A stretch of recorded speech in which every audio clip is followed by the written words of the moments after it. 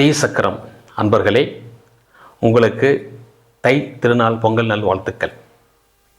இப்பொழுது மேஷ ராசி முதல் மீன ராசி வரை இந்த தை மாத பலனை பார்ப்போம். இப்பொழுது இந்த தை மாதம் ஒவ்வொரு ராசிக்கும், மேஷ ராசி முதல் மீன ராசி வரை ஒவ்வொரு ராசிக்கும் தை மாதத்தில் கிரகங்களுடைய பலன்கள், தை மாதத்தில் இருக்கின்ற கிரகங்கள் அனைத்தும் என்ன பலனை கொடுக்கின்றன என்பதை பார்ப்போம். தை புத்தாண்டு, இது ஒரு புத்தாண்டு சொல்லுவோம் நம்ம, தை புத்தாண்டு. ஏன்னா தை பிறந்தால் வழி பிறக்கும் இல்லையா? அதனால் இந்த தை திருநாள் இந்த வருடம் 2024 ஜனவரி மாதம் 15ஆம் தேதி பிறக்கிறது.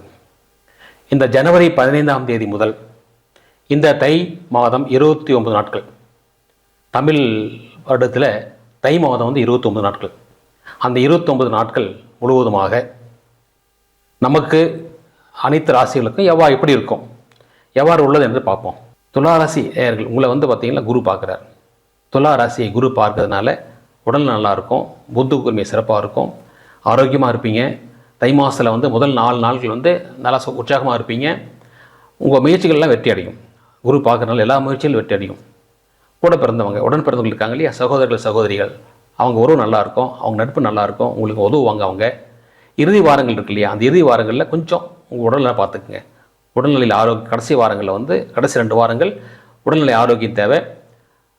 குடும்பத்தில் சுப நிகழ்ச்சிகள் கண்டிப்பாக நடக்கும் இல்லையா. சில நேரங்களில் பார்த்திங்கன்னா சில நேரங்களில் மனம் சஞ்சலைப்படும், மனசு கொஞ்சம் கஷ்டப்படும். அந்த சமயத்தில் யோகா எடுத்துக்கங்க, ஆன்மீகத்தில் கொஞ்சம் மனசை கொண்டு போங்க, நல்லாயிருக்கும். தொழில் செய்கிறவங்க, வேலைக்கு போகிறவங்க, அரசு ஊழியர்கள், மாணவர்கள் எல்லாருக்கும் மிக சிறப்பான ஒரு மாதம். இந்த மாதம் நல்ல வருமானம் வரும். ஆனால் சேமிக்க முடியாது, செலவு வந்துகிட்டே இருக்கும், சுப செலவு வந்துகிட்டே இருக்கும். அதாவது உங்களுக்கு பார்த்திங்கன்னா துளாராசிக்காரர்களுக்கு எந்த காரணம் கொண்டும் சேமிக்க முடியாது, சுப செலவுகள் ஏற்படும் இல்லையா. அதனால் கண்டிப்பாக 5ல் சனி இருக்கிறதுனால சில செலவுகள் கொடுப்பார் அவர். இந்த துளாராசிக்காரர்களுக்கு சித்திரை நட்சத்திரம், சுவாதி நட்சத்திரம், விசாக நட்சத்திரம். சித்திரையில் பிறந்தவங்க இந்த சுப நாட்கள் சொன்னோம்னா 18ஆம் தேதி, 21ஆம் தேதி, 22ஆம் தேதி, 28ஆம் தேதி சுப நாட்கள்.